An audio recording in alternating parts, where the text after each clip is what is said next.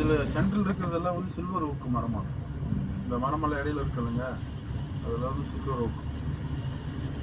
இந்த வீட்டில் வந்து நம்ம இந்த விளக்கு வைக்கிறது, இந்த வளைஞ்செல்லாம் இருக்குமில்ல மரம், அதெல்லாம் செதுக்கியிருப்பாங்க. அது வந்து இந்த மாதிரி மரத்தில் செதுக்கி தான் சில்வர் ஓக்கு அப்படின்னா இந்த மரத்துக்கு. தேக்கு மரம் கிடையாது, தேக்கு மரம் ஈட்டி மாதிரி கிடையாது, இது அதுக்கு அடுத்த ரகம்.